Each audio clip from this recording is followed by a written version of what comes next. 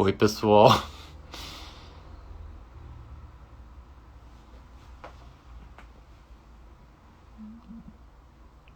Oi, pessoal. Tô tentando de novo aqui. Eu sou o Adriano Pedrosa, diretor artístico do MASP. E vou ficar de olho aqui. O João Cândido Portinari, que é o nosso convidado de hoje, disse que já mandou. Vamos ver. Já mandou uma solicitação para entrar. Eu queria pedir para vocês, por favor, não enviarem outras solicitações, tá? Pra gente tentar ver se ele entra aqui. Vou ficar de olho. Ele disse que mandou a solicitação, mas enfim, não conseguiu ser aceita. Eu tô vendo que outras pessoas estão pedindo também. Não sei se isso cria um tráfego. A gente rapidamente já tá com 160 pessoas aqui. Oi, Johanna. Tudo bem, Johanna? Vamos ver.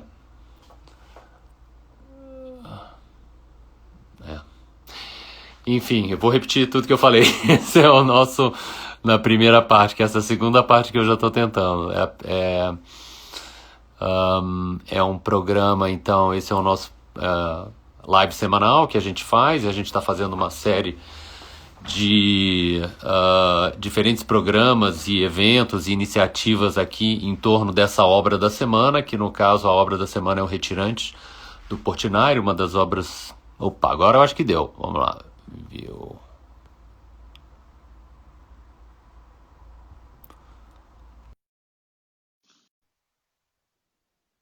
Vamos ver. Acho que eu aceitei. Tá esperando. Oi, João, finalmente. Tudo Agora bem? seguiu, é. Agora eu acho Estava que deu. aceitando a minha solicitação.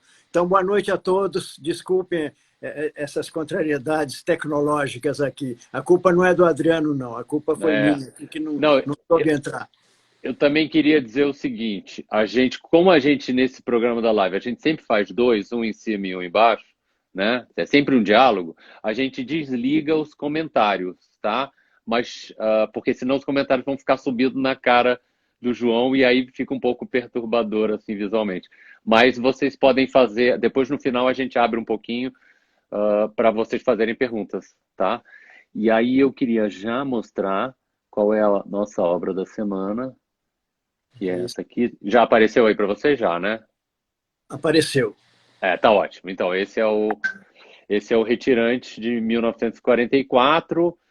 Eu estava comentando que nós temos 20 pinturas do Portinari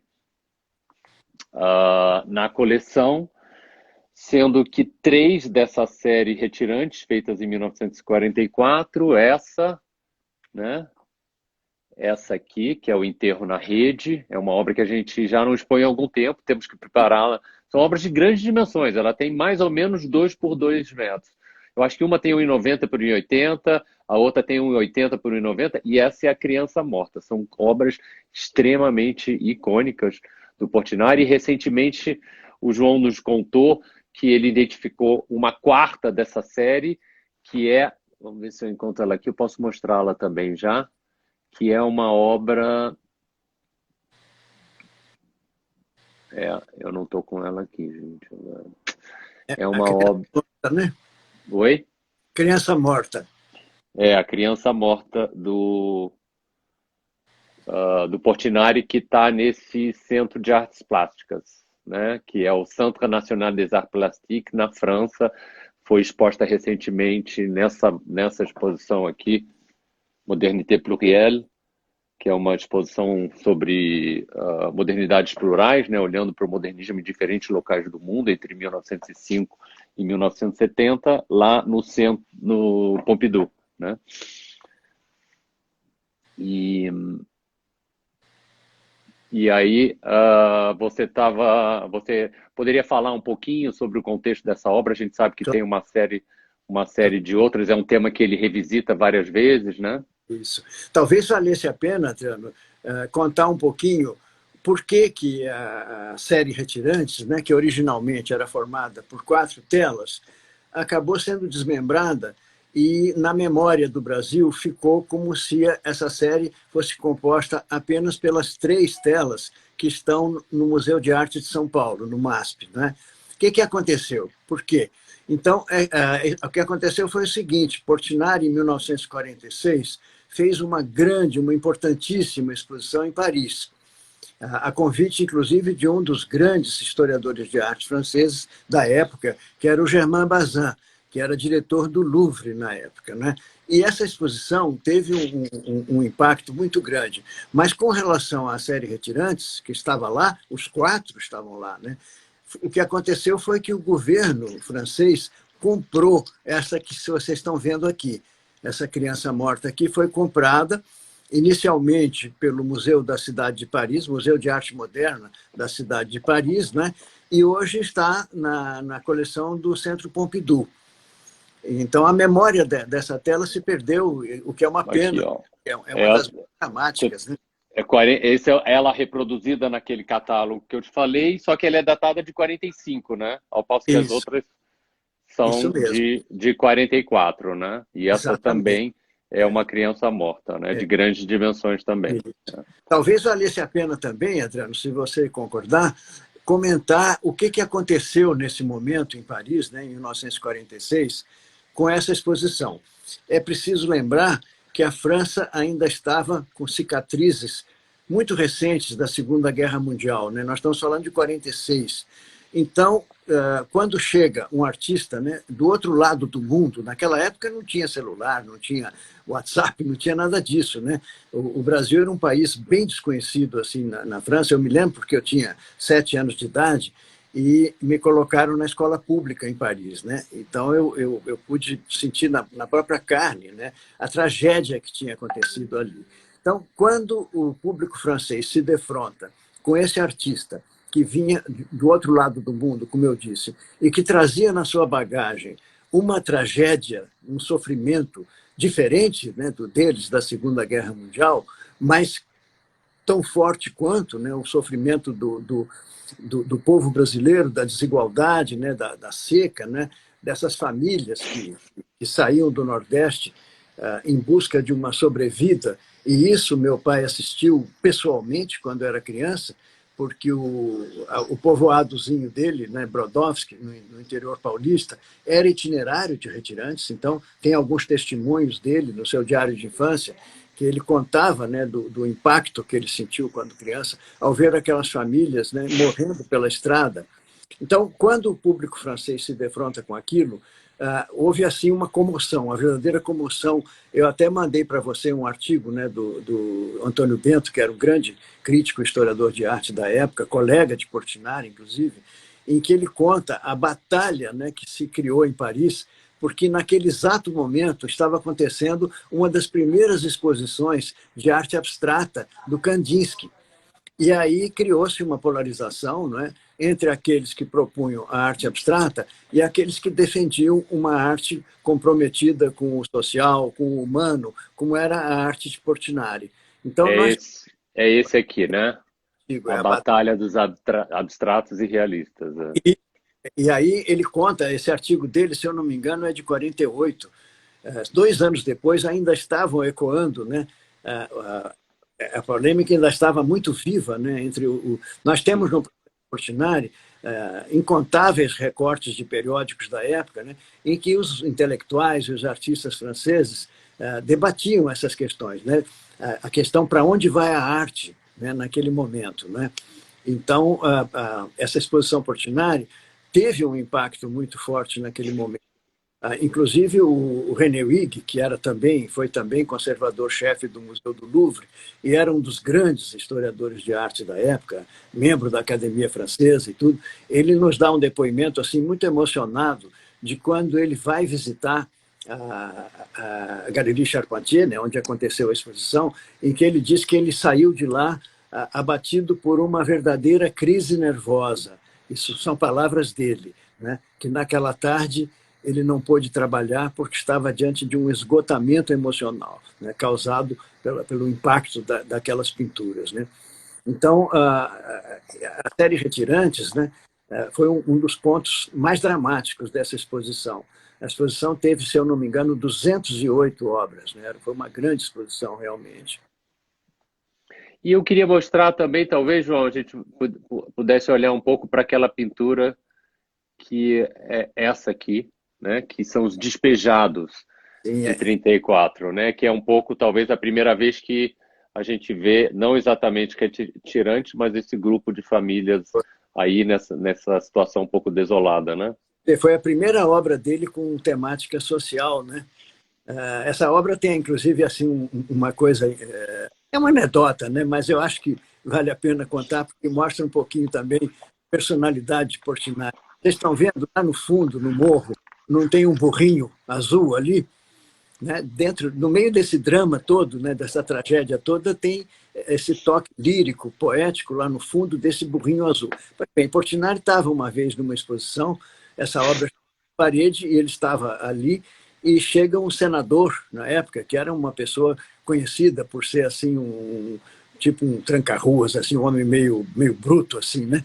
E ele chegou, olhou a tela e virou-se para o Portinari e disse assim: "Ô Portinari, onde é que você já viu um burro azul?" Portinari, que tinha aquela origem caipira, muito malicioso, muito rápido nas respostas, né? Muito inteligente, ele, a queima-roupa, ele dispara assim: "Não, eu nunca vi burro azul de fato, mas eu já vi muito burro senador." Eu imagino É. o desconforto que isso deve ter criado naquele momento, né? E, Mas essa é uma tela já menor, enfim, pequenas dimensões, é né? tela de cavalete mesmo, pequena, É, tela é. pequena. Agora, Ah, realmente nós detectamos que é a primeira obra com a temática social, e aqui vale a pena também a gente fazer um comentário que me ocorre agora, né, que talvez seja interessante, é que você vê, isso é muito antes do Portinari entrar para o Partido Comunista. Ele só entra para o Partido Comunista quando acaba a Segunda Guerra Mundial, né? Onde a maioria dos intelectuais e artistas brasileiros pegaram a carteirinha do partido com o Luiz Carlos Prestes, né? Isso nós temos essa documentação toda lá no projeto.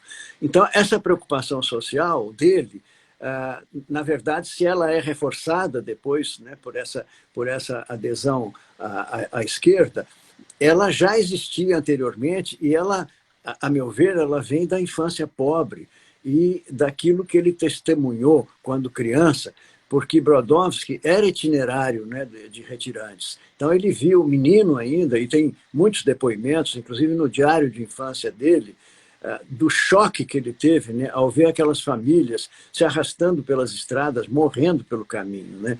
Isso nunca o deixou, né? E o Adriano, inclusive, me sugeriu, a gente preparando a live aqui, que eu fizesse uma pesquisa para ver como o Portinari revisitou esse tema dos retirantes uhum, praticamente todos os anos, até sua morte, né? é. Até o ano mesmo, né, em que ele morreu, 1962, ele morreu em fevereiro, a gente encontra esse tema, né, ao longo de toda a vida dele, né? Aqui essa tela é de 34, chama Os Despejados, ele é de 1903, então ele é um jovem artista de 31 anos, né? 31 anos, E ele vai inclusive. trabalhar É, até 62, é, ele morre no começo do ano, mas o aniversário dele é no final do ano, né? isso, Então ele tem 59 58. anos, 58, morre 58 com anos, 58. com Agora, 58 anos. é curioso também você ver que ele faz essa trajetória, né, das revisitas aos temas retirantes. Agora Eu me tenho fugiu. duas outras aqui, ó. É, Tenho essa é justamente Retirantes de 1936. isso. Eu acho que é a seguinte, né? Na verdade, eu acho que é o primeiro Retirantes esse. Também é uma tela de cavalete, né? Ela é menor, né?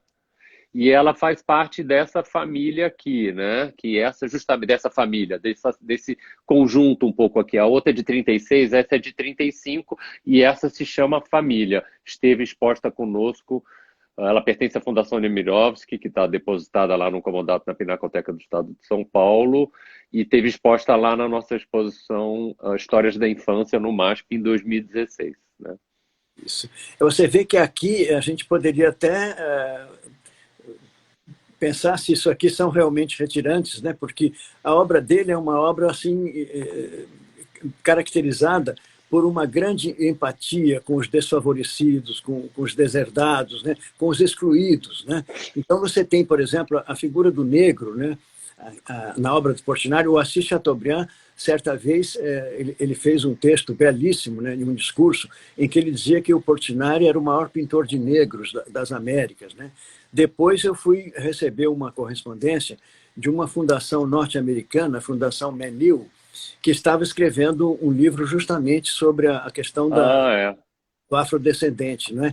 E carta, eles diziam a mesma coisa. Eu levei até um susto assim, de ver que isso era uma coisa reconhecida internacionalmente. Né? Então, isso está mais atual do que nunca, assim como Guerra e Paz também está mais atual do que nunca. Né?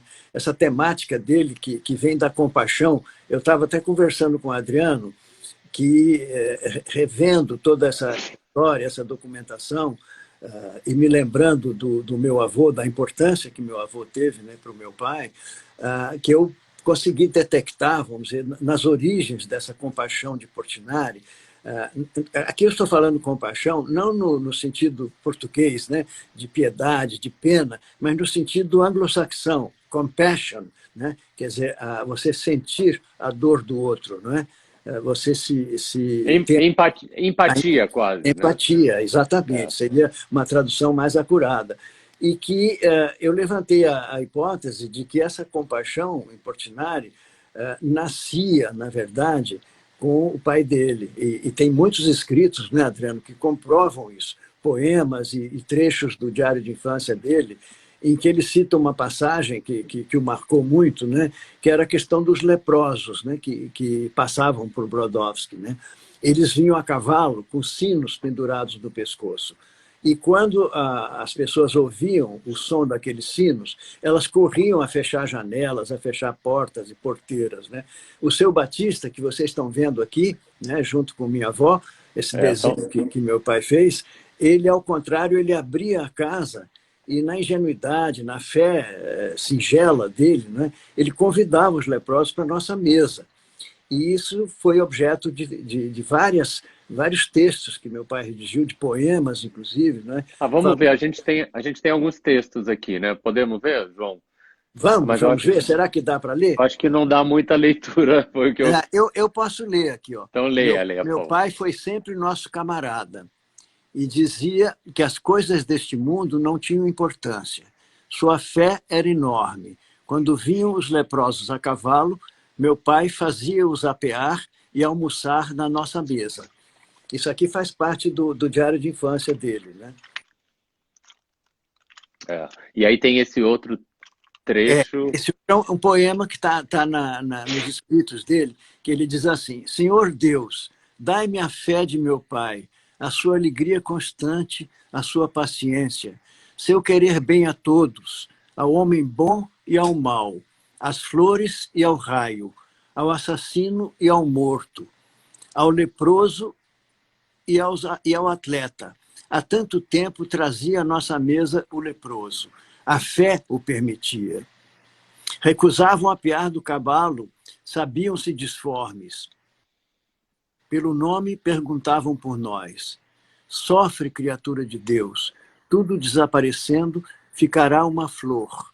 Terás forças para sofreres mais ainda. Isso aqui é meio misterioso, né, esse final. Aqui a gente fica se perguntando o que ele realmente quis dizer com isso, mas certamente é uma grande admiração que ele tinha, né, por essa bondade, essa compaixão que o pai manifestava na sua vida cotidiana, né, nos seus gestos mais corriqueiros. Né? E aí, finalmente, mais um trecho agora manuscrito. Você pediu para a gente selecionar. Sinto, às vezes, carinho imenso por tudo e por todo mundo. É passageiro e me entristeço. Penso em meu pai, em quem esse estado era permanente. Coração rico e generoso, o meu é miserável. Aqui ele está sendo muito duro com ele mesmo. Não tinha nada de miserável, né? Mas é quase que uma declaração de amor a esse pai, né? Que ele admirava tanto, né? Pela sua singeleza. Era um homem muito simples, era um carpinteiro que, como milhares, né, de italianos que chegaram aqui em fins do século XIX, foram colocados em trens para trabalhar nas fazendas de café do interior paulista, e do Paraná também, né, do Espírito Santo. Então, vocês olham esses desenhos aqui. Aqui eu costumo brincar dizendo que você, olhando para esses desenhos, você não tem a menor dúvida de quem mandava lá em casa, né?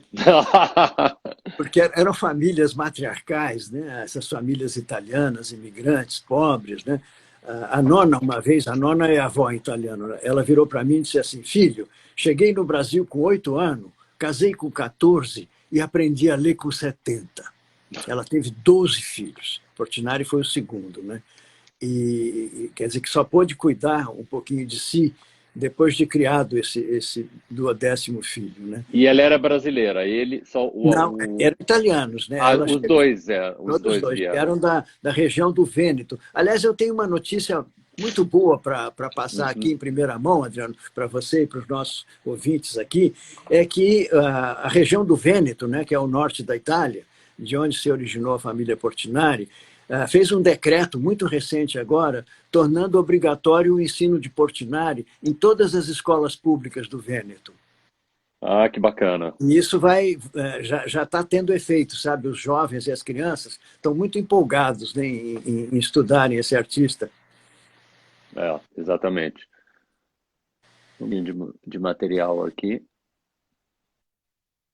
Isso aqui foi um artigo, né, que eu descobri preparando a live para vocês, que é um artigo belíssimo, né, do biógrafo de Portinari, grande escritor e jornalista, Antônio Calado, né, em que ele também aqui ele focaliza, né, todo esse sentimento da obra de Portinari na palavra compaixão, né, nesse sentido que nós vimos falando. E faz um artigo belíssimo aqui, em que ele fala, né, da compaixão em Portinari. Tem um trecho que eu acho que eu separei desse artigo para vocês. Eu não sei se a Daniela teve oportunidade. Não, aqui não. Eu só tenho isso mesmo. Aqui não dá para... Muito pequenininha a letra. É bem pequeno. Aí a gente começa a entrar naquela série de outras pinturas que você tinha selecionado para a gente olhar, dos anos 50, como essa seca, né? Isso. Aqui você vê muito bem essa questão da compaixão, essa mão, né, que está por trás da nuca desse moribundo, né, para sustentá-lo, né, nos seus últimos momentos, enquanto lhe dá água para beber, é a própria materialização, né, desse sentimento de compaixão.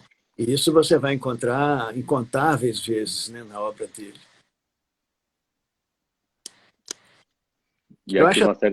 Eu até me aventuraria a dizer que isso, como eu já disse antes, que está mais atual do que nunca, né? Porque essa pandemia está nos convidando, está nos forçando, aliás, né, a uma reflexão sobre os caminhos, né, do mundo e sobre as relações, né? Relações que a gente tem conosco mesmos, com o próximo, com o planeta, com o espírito, com o divino, né? Tudo isso está sendo repensado. Eu acho que realmente, eu estou falando uma coisa trivial, todos isso também, que nós vamos sair diferentes, né? Com certeza, dessa tragédia que estamos todos vivendo, né? E eu acho que Portinari teve um caráter premonitório nesse sentido, né? Você vê que a obra dele, que vai atingir o seu ponto máximo, né, nos painéis Guerra e Paz, eu acho que eu tenho Guerra e Paz aqui, deixa eu ver se eu acho. Você tinha mandado, né? Eu não sei se eu cheguei a te mandar. Não tá, não. Guerra e Paz não. Tá o Descobrimento. É o Descobrimento. A gente poderia olhar para a obra de Portinari. Você sabe que eu não sou um especialista, eu não fiz História da Arte, não fiz... A única credencial que eu tenho são esses 41 anos de projeto Portinari, mas eu me habituei a olhar para a obra de Portinari como se fosse aquela dupla hélice do DNA, sabe, do Crick Watson, em que você tem, no vertical, você tem uma coisa muito clara, que Tolstói já dizia, né, o escritor russo: se queres ser universal, começa por pintar a tua aldeia, né? Que é a trajetória de Portinari, que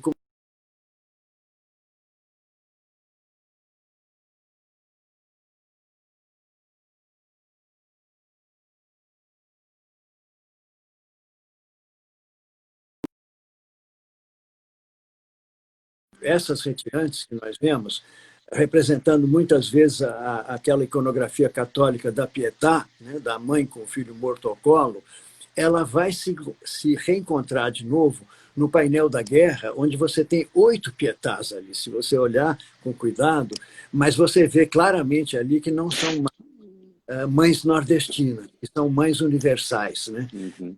No painel da paz, aquelas crianças brincando, você vê também que não são mais crianças de Brodowski, são crianças universais, como naquele coral que tem crianças ali de todas as raças, né? Então, ali você tem esse ponto máximo de um universal. E em cada ponto dessa hélice, você pode ter aquelas bases que tem no DNA, que é a dialética, a dicotomia, né, entre a fúria e a ternura, a tragédia e o lirismo, o drama e a poesia.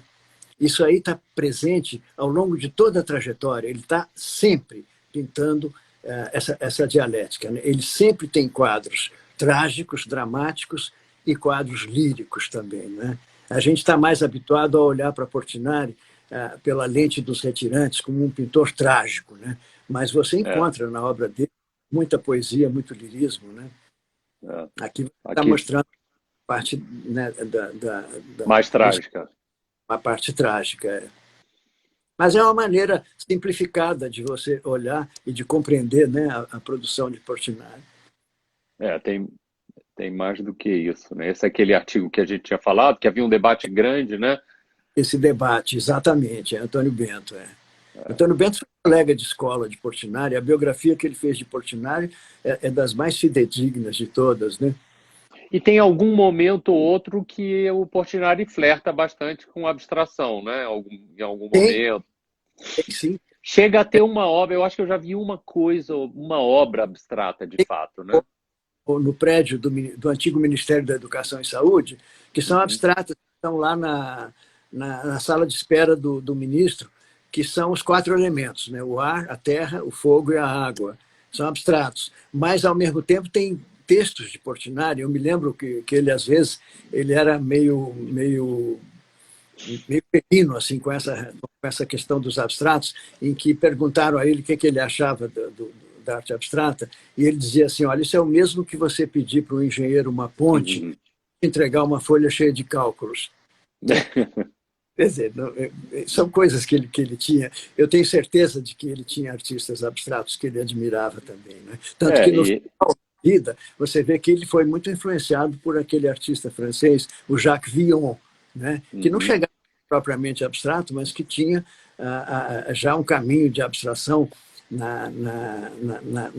naqueles losangos de cor, né? Naquela coisa geometrizada, né? Que você encontra nas últimas obras de Portinari também. Aqui Essa é um. carta linda é uma carta de Drummond. Aqui eu posso. Drummond escrevendo a Portinari sobre essa exposição em Paris. Né? Ele diz assim: estou contente com o sucesso da sua exposição, de que Uhum. aqui os primeiros ecos. E mais contente ainda porque não foi nenhuma surpresa. Era uma coisa que eu esperava. O êxito previsto pelos seus amigos, o reconhecimento mundial inevitável da grande obra que você vem realizando como seu próprio destino. E aí ele diz assim, ó, você é a alegria e a honra do nosso tempo e da nossa geração. Não sei se saberia dizer-lhe isso pessoalmente, mas encho-me de coragem nesta carta. O Drummond era uma pessoa extremamente tímida, né? Fraternal amigo de Portinari. Né? No final, ele diz assim: temos sentido muita saudade de você. E eu, que sou um bicho do mato e da solidão, não deixo de me lembrar daquelas tardes no Cosme Velho. Né? Ele faz um memorialismo um pouco da relação. E aí eu acho que você pediu um detalhe de criança morta, talvez, para falar alguma questão. Aqui era sobre a questão da Pietà, era para Uhum. mostrar justamente como essa figura, né, ela vai evoluindo do regional para o universal e você vai reencontrá-la ao final, na grande síntese, né, de toda a obra do Portinari, que são os painéis Guerra e Paz, você vai encontrar essa mesma figura.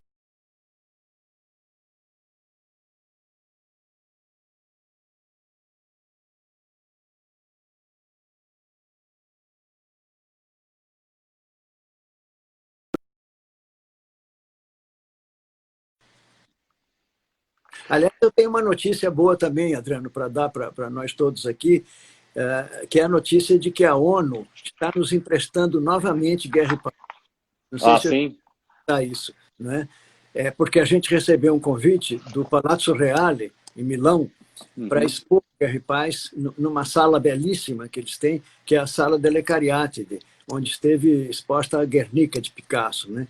E aí, logo que eu recebi esse convite, eu escrevi à ONU pedindo autorização para um novo empréstimo, né? Eu estava com muito medo, porque quando eles emprestaram, que nós temos 6 anos com a guarda dos painéis, foi porque a ONU estava em reforma e as obras de arte tinham que ser retiradas, né? Então, teve esse fator que facilitou esse empréstimo, né? Nesse caso, agora, não. Mas nós ficamos muito felizes, muito orgulhosos, né, com essa nova autorização. E isso, evidentemente, ficou suspenso pela pandemia, mas logo que isso tudo passar, nós vamos retomar. E eu acho que em 2022, 22, nós teremos essa exposição Guerra e Paz na Itália. Vai ser a primeira vez. Né? Lá em Milão. Ai, que bonito. E aí você tinha pedido para a gente separar também essa roda infantil de 32, que é uma exposição, inclusive, uma obra que, inclusive, estava na nossa exposição Isso. no Portinari Popular, lá em 2016, e pertence à Fundação Marcos Amaro. Você vê que aqui é exatamente como eu falei, é a rua de baixo, a rua do meio e a rua de cima mesmo. Criança, né? Em volta você via um oceano verde, que era um cafezal a perder de vista. Né? Eu pedi essa obra, Adriano, para justamente embasar aquela questão do Tolstói, né? De você ver as crianças que estão no painéis. Você tem também um coral de crianças no Painel da Paz, em que claramente são crianças de todas as raças. Você vê que ali as crianças se universalizaram, né? Não são mais as crianças de Brodowski. Né? Eu queria que você falasse também, você só mencionou aqui para as pessoas que não conhecem, contasse um pouco sobre o projeto Portinari, que é de 79, não é? Isso, nós completamos 40 anos no ano passado, né? E tivemos uma grande alegria entre as ações e eventos, né, que marcaram esses 40 anos, foi a parceria com o Google. Né? O Google tem um programa chamado Arts and Culture. Né? Eu acho que vocês estão nesse programa. No MASP também. Entrando lá no Google Arts and Culture, pode-se ver várias obras do MASP, caminhar pelos cavaletes de cristal numa visita um pouco virtual. Os cavaletes, como eles foram fotografados em 2015. É claro, já houve muitas mudanças, mas ele ainda está lá. Vale a pena fazer essa visita. Né? É bem incrível, bem incrível. Ficamos muito felizes porque foi o primeiro artista brasileiro, né, a ter a sua obra, a sua trajetória colocada nesse programa Google Arts and Culture. É só entrar no Google, quem tiver curiosidade, entra no Google e bota assim, Portinari, Google, essas duas palavras, e um dos primeiros hits vai ser justamente o que eles chamaram o pintor do Brasil. Né? Você tem a versão em português e tem a versão em inglês. E ali nós colocamos tudo, absolutamente tudo, todo o nosso acervo. As 5.400 obras, os 30 tudo cruzado entre si. Né? Você tem ali as 6.000 cartas, 12.000 recortes de periódicos, 130 horas de depoimentos gravados por nós, 1.200 fotografias históricas. Né? E colocamos também narrativas, que isso não tem no nosso portal Portinari, mas eles pediram, nós colocamos. E, é claro, eles têm ferramentas, né, que são altamente sofisticadas, como o Gigapixel e o Street View. Né? Nós pedimos que eles fizessem um Street View de Guerra e Paz, porque você sabe que é proibido visitar a Guerra e Paz. Né? Depois que houve aquela tragédia das Torres Gêmeas em Nova York, a visita àquele espaço, que é um espaço de segurança máxima ali, ficou proibida. E a gente tem muitos brasileiros que vão a Nova York e nos escrevem protestando, se queixando de que não conseguiram visitar a Guerra e Paz. Então a gente pediu ao Google e eles fizeram um Street View que está ali maravilhoso, qualquer um pode visitar, e tem até uma vantagem sobre a visita física, que é que nesse Street View você pode se colocar a 14 metros de altura para olhar detalhes que, se você estivesse no chão, você teria dificuldade em ver. Né? Ali você tem essa possibilidade de navegação pelos painéis. Né? E o projeto, qual é? Que tipo de, enfim, eu conheço, mas só para aquelas pessoas que estão nos ouvindo, quais são as atividades do projeto? Eu diria, de uma forma assim mais simples, Adriano, que o projeto, a missão do projeto Portinari, desde o início, né, foi entregar uma grande carta, né? Uma grande carta que Portinari escreveu aos brasileiros, ao mundo em geral, né? E que é um legado ético humanista, não é apenas um legado plástico. Né? Nós achamos que ali, justamente aqui, uma nova diferença com a arte abstrata, né, que nós estávamos falando, é que a arte abstrata te propõe linhas e formas e cores, né? Mas ela não tem um comprometimento com o social, com o humano, como tem, por exemplo, a obra de Portinari, que perpassa valores, que emana valores, né? Valores como não violência, fraternidade, respeito à vida. Né?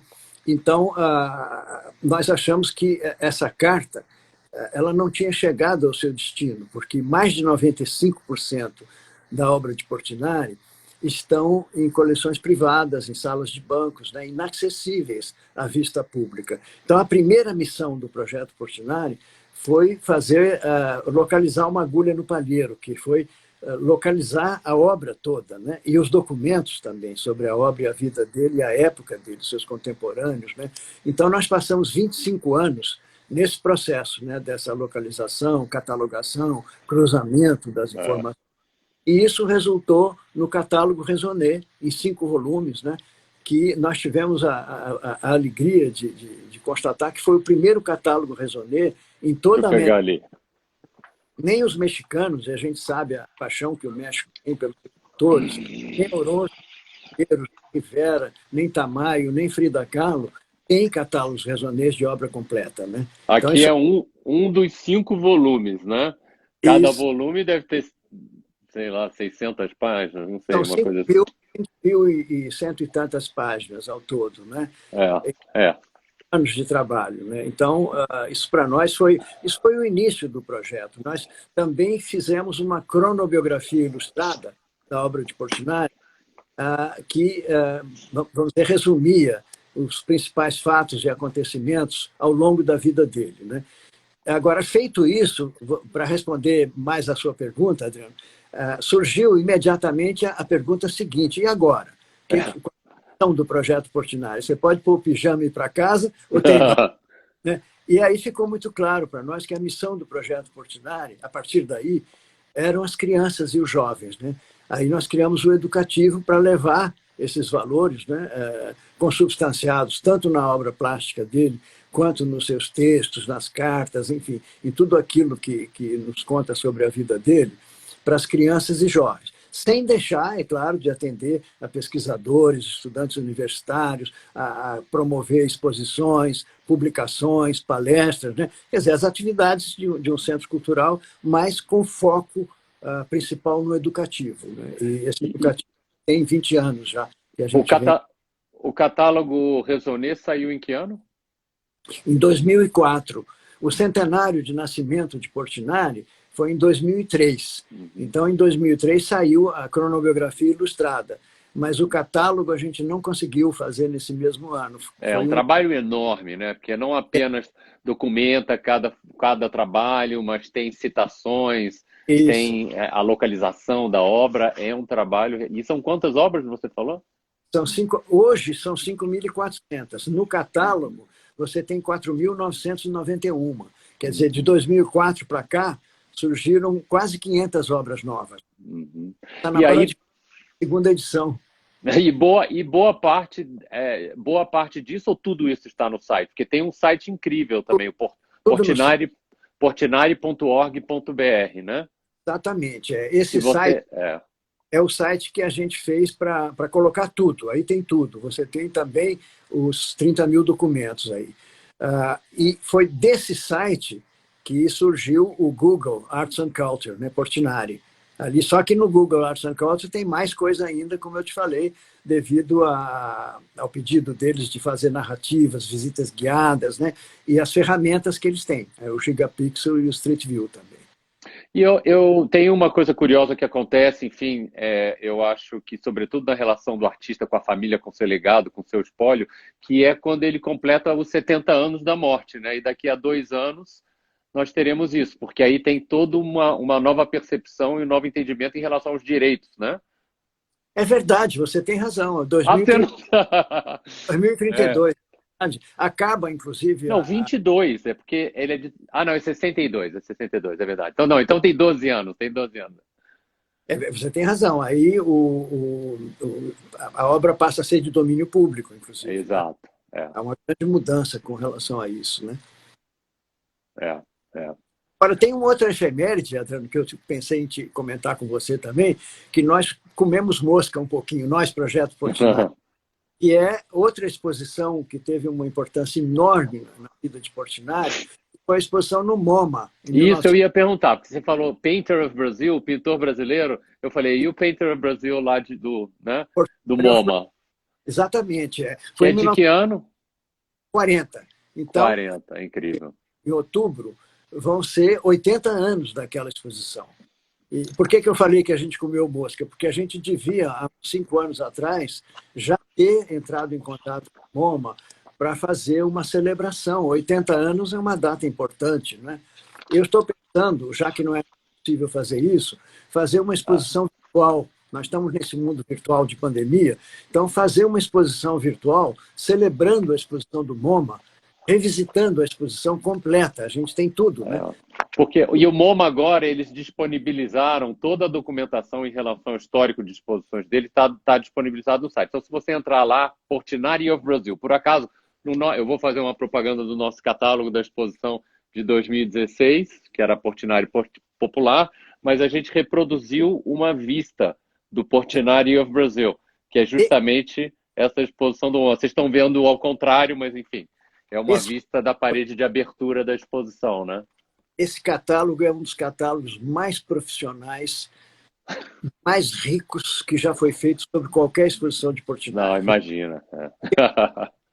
E vocês, inclusive, fizeram um estudo detalhado, né, comparativo com outros pintores também aí, né? Sim, foi sim. excepcional. Eu acho esse catálogo uma joia, viu? E agradeço muito você ter... Não, nós é que agradecemos. Né? Vamos mostrar aquelas outras obras dos anos 50 que a gente tinha selecionado? Vamos. A ideia é que Portinari revisitou o tema retirantes ao longo de toda a sua vida, né? Então, Adriano me pediu que a gente selecionasse obras de todos esses anos com a temática dos retirantes. Essa aqui já deve ser de final da década de 50, não é, Deve ser. Eu acho que eu estou indo ao contrário. Deixa eu ver aqui. A partir daqui, ó. Então, vamos a partir daqui. Essa é aquela de 37. 34. 34. Esse é um outro retirante mais geometrizado, né? Essa deve ser de começo de 40, imagino, né? Ou fim de 30. Aqui é o menino com baúzinho, né? Esse baúzinho também é um símbolo, né? Na iconografia de Portinari, que você sabe qual é a explicação para esse baúzinho, Adriano? Não. Tem uma explicação singela, é que as imigrantes italianas, principalmente, elas traziam na bagagem e tinham em casa um baúzinho, geralmente feito de folha de Flandres, e decorado com esmalte, com flores, assim. E nesse baúzinho se guardavam as lembranças mais queridas da família. O cachimbo de cabelo da menina, o cachimbo do avô, o relógio, né? Então, meu pai adotou esse baúzinho como um símbolo assim, muito humilde da memória dos que bonito. filhos, né? E você vai encontrar isso ao longo também de toda a produção dele, você vai encontrar esse baúzinho em diversas obras. Esse é um desenho mais difícil de ver, né? É uma família retirante, né, que está provavelmente com um dos membros agonizando ali no colo de uma mulher, né?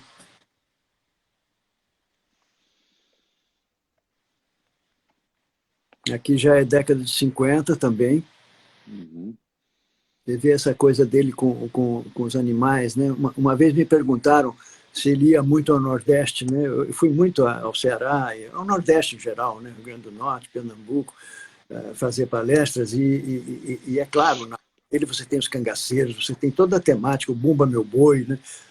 O gado, né? O boiadeiro. E perguntavam assim, mas ele vinha muito? E eu disse, não, ele não me recordo dele ter ido jamais ao Nordeste, né? Era essa imagística, ele É, captava pelos poros, assim, talvez, também essas lembranças de infância, né? tem essa aqui também, que é dos anos 50, né? Isso, essa é anos 50, já deve ser do final dos anos 50. 57, talvez, né? E essa. Eu vou tentar, João. Na verdade, eu perdi um pouco a noção do tempo, porque a gente entrou e saiu, mas eu acho que a gente está se aproximando ao fim e talvez a gente possa ver se tem algum comentário aqui, para Certo. se houver alguma pergunta, a gente pode tentar endereçar, né?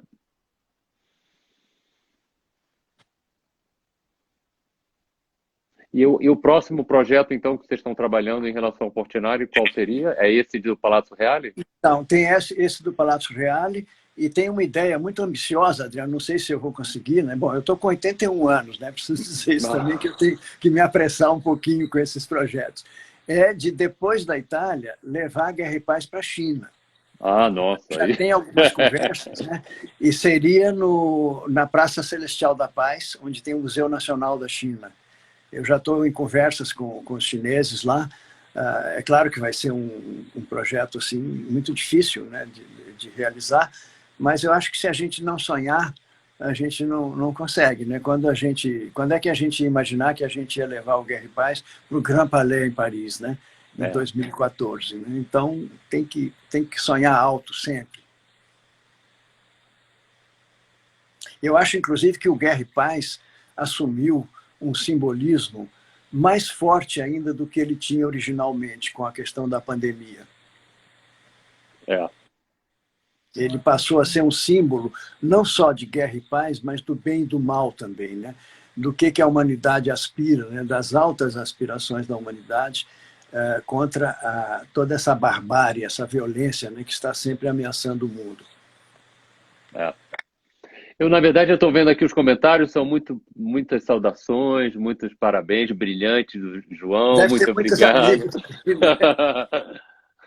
Eu acho que é isso. Mas eu queria então terminar falando um pouco mais sobre o nosso programa do MASP Desenhos em Casa, que é articulado, enfim, com essa live que a gente faz na quinta-feira com um convidado, hoje é o João, enfim. Ontem nós fizemos o Diálogos no Acervo, agora à noite nós vamos postar no Stories também uma pesquisa que a curadoria fez, bastante didática, aquela pesquisa do Stories que eu te falei, né? São mais de, eu acho que são 60 lâminas, né?